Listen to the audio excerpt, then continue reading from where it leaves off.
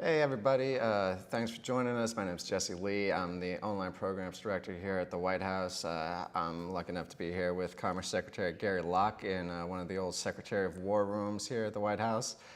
This morning, the President gave a major speech talking about the National Export Initiative. This is something that export as a means to creating jobs is something he's talked about throughout his presidency, especially in the wake of trips abroad. It's something he talked a lot about in the State of the Union. But I've got the expert here, so I'll kick it over to him if he's got a few remarks about the President's initiative. Well, thank you very much, Jesse. This morning, President Obama announced further details of his National Export Initiative, which aims to double the amount of U.S. exports over the next 5 years, creating some 2 million new jobs in the process. The reasoning behind the President's plan is very simple.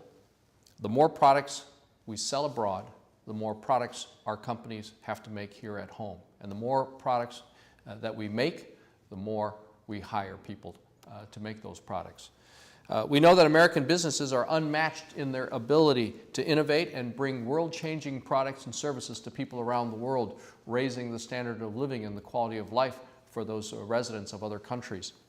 But what we've got to do better is connecting those American businesses to the 95% of the world's consumers who live outside the borders of the United States.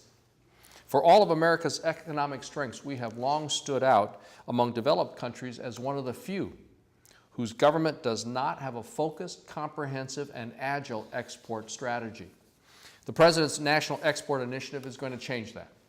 And there's plenty of room for our exports to grow. U.S. exports as a percentage of our gross domestic product, the total output of our companies. The U.S. exports as a percentage of gross domestic product is well below that of nearly all of our major economic competitors. And today, less than 1% of America's 30 million companies export. And of those companies that do export, almost 2/3 export to only one country. So if we make a great product here at home, but only export to one country, we've got to help that company export to 2 or 3 other countries. Because again, the more they sell abroad, the more they produce here in America. The more they produce here in America, the more jobs that they create. The National Export Initiative will mobilize virtually every branch of the federal government to turn all of this around. As the President said today, America needs to go to bat for our businesses and our workers.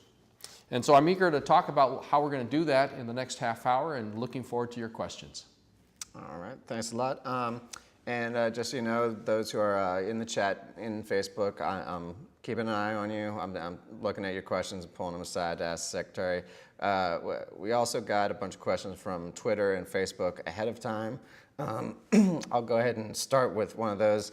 One of the things that's nice about these chats is we can dive into some of the stuff that doesn't necessarily capture every single news cycle. So, I'll start with kind of the basic question that a lot of people have had, which is, when you talk about exports, what are you talking about really in terms of what products, what mainly will we be exporting? Emmanuel Maza in particular asked this earlier.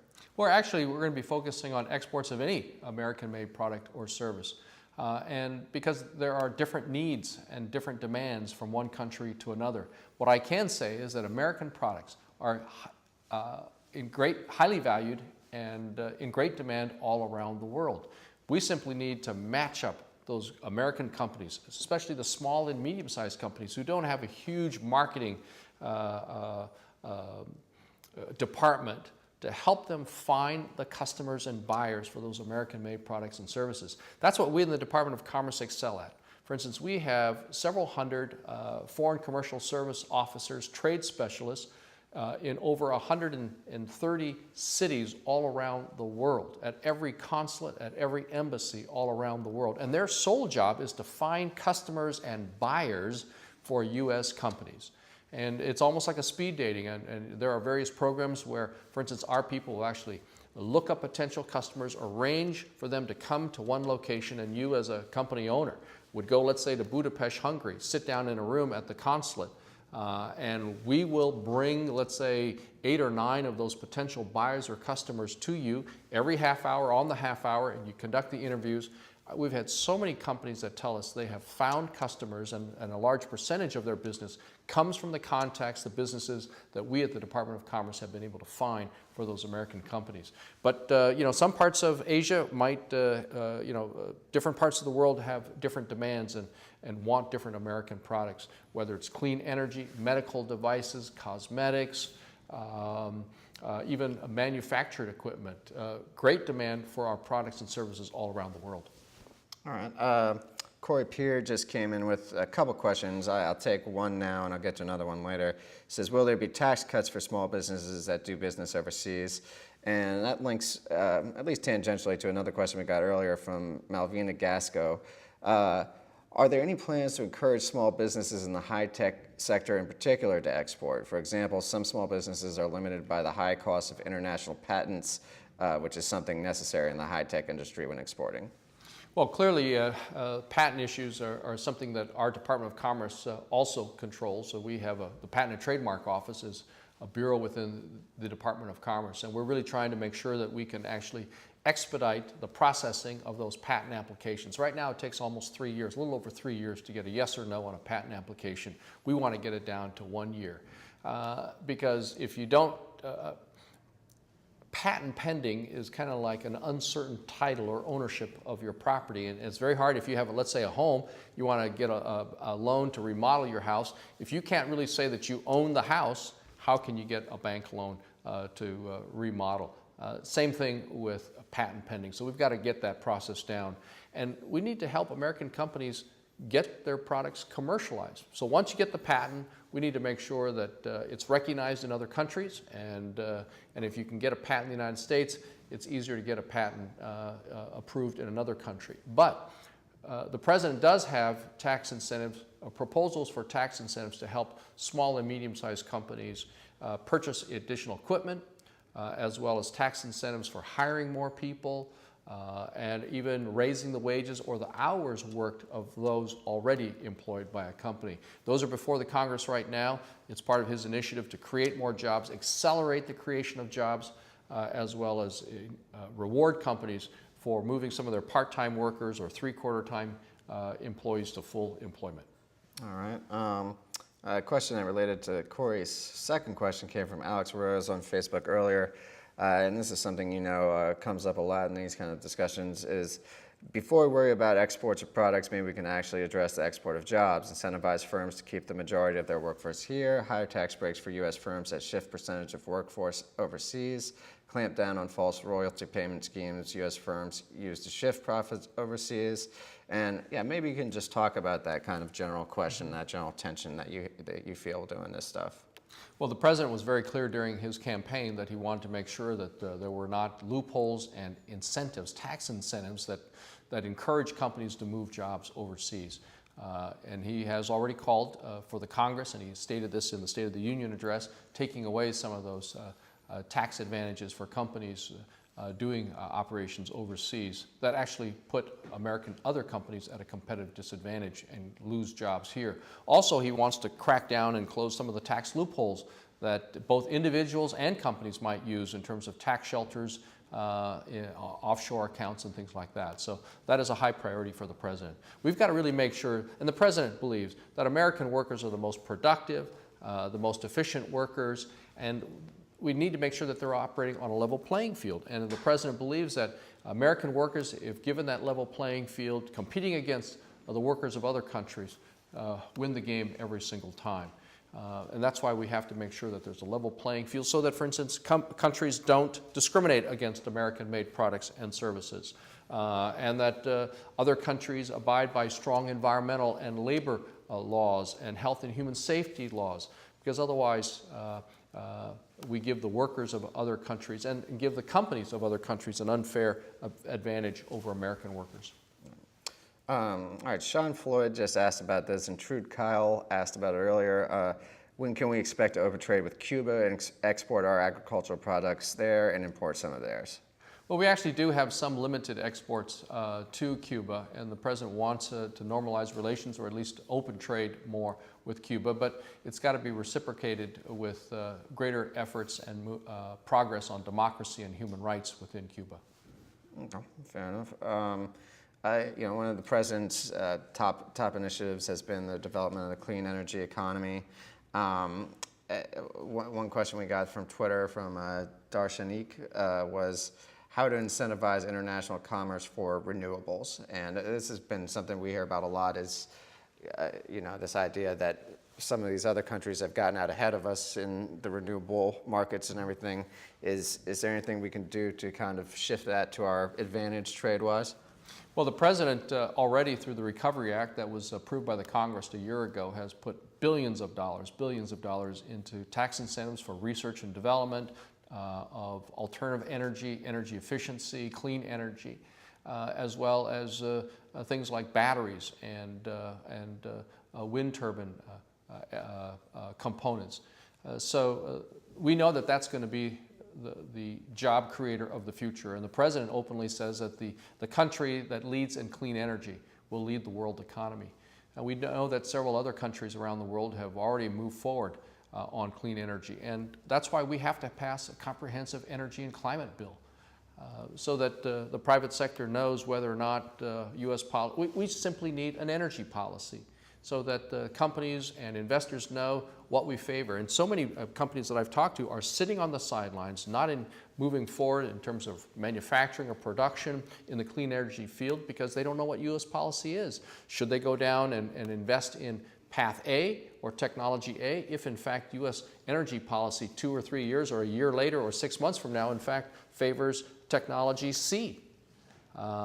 China, for instance, right now is as a government investing almost $9 billion per month developing their clean energy, alternative energy, energy efficiency sector. They're doing it not just to meet their own energy needs. They're doing it to become the world supplier of clean energy for the rest of the world. And if we don't hurry up and pass an energy policy that the president has called for, in a couple of years we're going to say, how is it that Shanghai or even Berlin have become the next Silicon Valley of clean energy with all the jobs there instead of here in the United States? So we are promoting the export of clean energy technology and products. And there are many countries that are looking for those products, services, engineering, and ideas from the United States. This is where we can actually sell American-made goods and services around the world. Highly valued, in great demand, and clearly meeting one of the global challenges of the world. That's why in May I'll be leading a trade mission to China and to Indonesia promoting American clean energy sector. Okay. We've got a couple questions that I think maybe asking you to get a little more kind of in the weeds of the president's proposal. Stephen Pitcairn, I think, asks, are there certain export percentages increases for goals that we are looking for setting and reaching? Nancy Denigan seems to be asking exactly, what's new here. She says the ITA services outlined earlier have been available for some time. What new services will be provided under this initiative? Well, actually, the president is calling for a doubling of our exports, and there are so many different sectors that in which we are underperforming in terms of exports to other countries. For instance, agriculture. We have huge surpluses of so many crops and commodities here, and yet there's too many people in hunger around the world. And so part of the President's National Export Initiative is calling for a major enhancement of funding to promote our agricultural commodities and crops. In terms of the Department of Commerce, yes, we have an International Trade Administration which has many, many programs, but part of the problem is that not enough companies, especially small and medium-sized companies, know of the services that we offer. One is the Gold Key program that we have, where we actually will go out and find people, customers for U.S. companies, and it's almost like a speed dating program where the company, let's say, will go to Poland and we'll line up potential customers. We'll investigate the background, the bona fides of various companies, bring them all into the consulate, and the American company will just sit there, and every half hour we'll bring a new potential customer or buyer for that American company. We don't market that enough. Not enough people know of our services. And so that's why we have a toll-free hotline to connect up with people and it's 1-800-USA-TRADE, 1-800-USA-TRADE. And we have people here in the United States that will sit down, talk with that American company, find out what their strengths, expertise is, and then connect them with potential markets around the world. And then our foreign service officers, trade specialists, will then go hunt down potential customers and buyers for American-made goods and services. All right, that's great, and I'm always happy to have information that kind of is of practical use rather than just the theoretical. That said, we've got a couple kind of theoretical type questions. We've gotten a lot of questions about China, as you might imagine. This one probably captures a lot of what we've been hearing. Deborah Curran Riley asks, with cost of living so high in the U.S., it appears to be difficult to compete with countries overseas where the cost of living is lower there for workers, and workers will work for less, like China. What's kind of the guiding principle as far as accounting for that sort of imbalance? Well, that's why the president very much believes in a level playing field and trying to make sure that with trade agreements with China and other countries that those countries abide by minimum standards, but high standards that we value very much in the United States on labor, on environment, health and human safety issues, the use of pesticides and chemicals, because otherwise if other countries don't have to observe some of those standards that we very much value, then it makes it so much cheaper for those companies in other countries to produce those goods and then undercuts American companies. But actually, we have found out that in a lot of the manufactured goods that we make that are high value, that are very sophisticated, that require great skills, American companies can actually sell the product oftentimes cheaper than other companies in other countries. We visited a dredging company that makes almost like ships and dredging equipment that are used in small little harbors and ports. They actually found it that they could build these ships and put in this and manufacture this very sophisticated equipment cheaper than they could around the world. And so that's all manufactured here in for instance, the state of Maryland and exported all around the world and creating jobs. And they say that almost, I think 80% of their business comes from exports, and so many of their customers we found at the Department of Commerce for them. All right. And just because I see some questions coming along the lines of small business and patent costs, along the lines of clean energy economy, I want to let folks know those are things he's touched on already, but we'll be posting the recording of this entire chat probably late this afternoon on the White House blog. You can always come back and watch anything you missed. So this is another kind of big picture question, I think. Kurt John asked earlier, how is it going to work? We keep putting tariffs on imports, which means the countries we want to export put penalty tariffs on our exports. How are we going to provide a stimulus that kind of breaks that cycle? Well, we always want to avoid a trade war because if we impose trade barriers, protectionist policies, another country will respond. We then respond and retaliate, and it gets to be retaliation, tit for tat, and then we all end up in a vicious cycle, and nobody wins in a trade war. So we have to be very, very careful that as we try to boost production and jobs here in the United States that we're not engaging in protectionist policies. That's why we have a World Trade Organization, the WTO, that sets the rules of trade for all countries. And even when we have very mature trading and economic ties, whether it's with Canada or Mexico or France, there will be some disagreements that come up along the way. But we have a rules-based system for resolving those. And so, for instance, countries that improperly, or companies from other countries that sell their goods into the United States at artificially low prices, that's called dumping. There's a mechanism by which the United States or other countries can correct those improper acts. And so we've had, there have been a lot of cases filed by companies who complain about their competitors, foreign competitors, selling at artificially low prices. We investigate, we make findings, and if found to be true, we impose additional tariffs on those foreign products coming into the United States.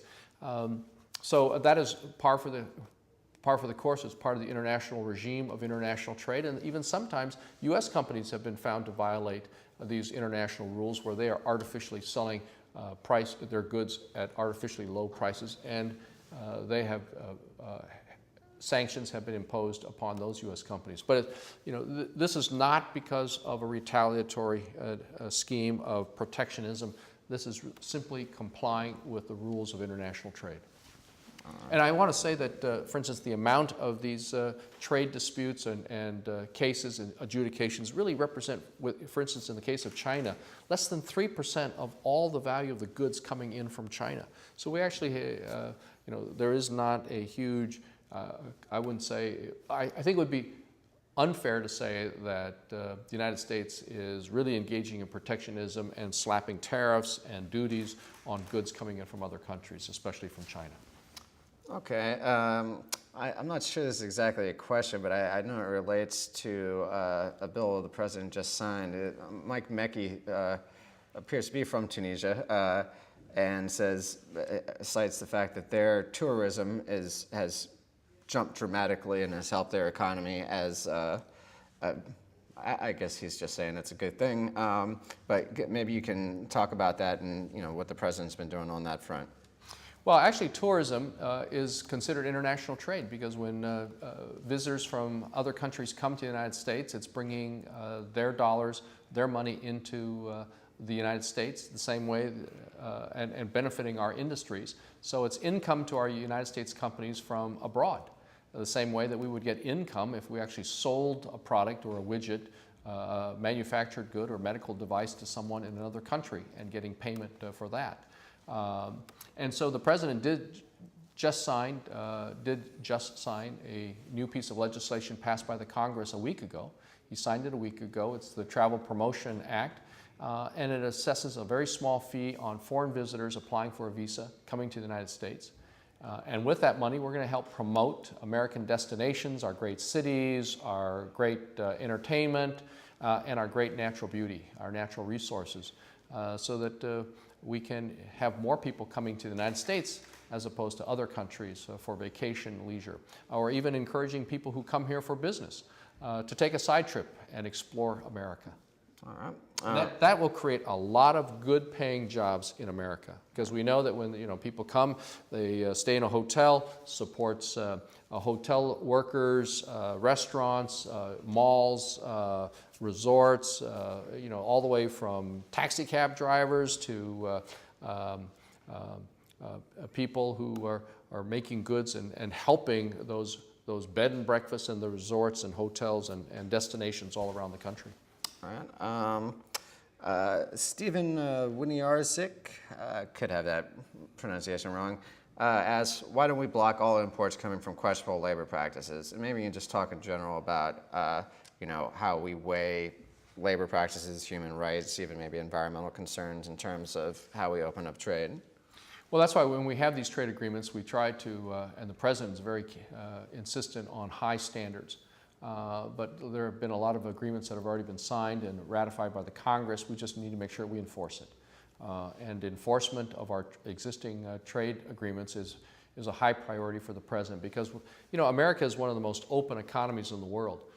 And when we further remove any barriers that we may have to the goods and services coming from another country, we want those other countries to do the same, to lower the barriers that they have imposed on U.S. goods and services. And if we don't enforce those rules, then American companies, the American public is not getting the fair end of the bargain.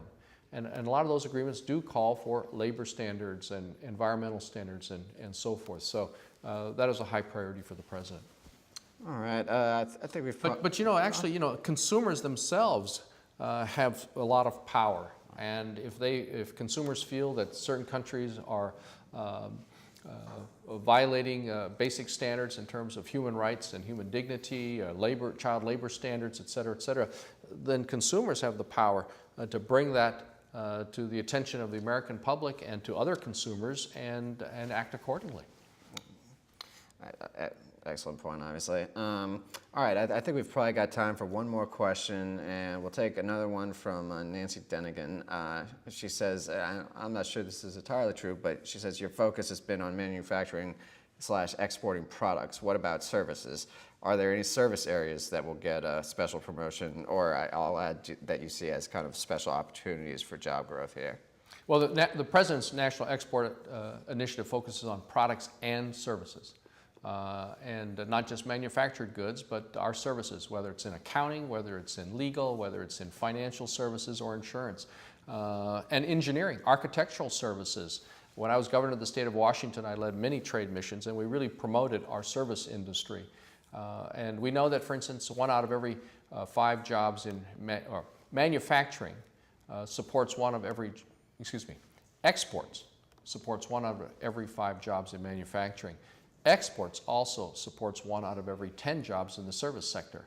And as we become much more service-oriented, there is a huge demand, quite frankly, all around the world for American services, whether it's just basic health insurance, life insurance, financial institutions, education. A great hunger and demand all around the world for education and vocational education, to just courses in idioms of the American expression, understanding and conversing English better all around the world. So we have great opportunities, not just in the manufacturing sector, but also in the services sector. And the initiative does not play or give greater emphasis one over the other. Okay. All right. Well, thanks so much. We've got more information up on whitehouse.gov about this, and obviously at the Commerce Department's website. And it's been great to be able to kind of dive into this topic. Thanks so much for coming. Thank you, Jesse. And thanks so much for joining us.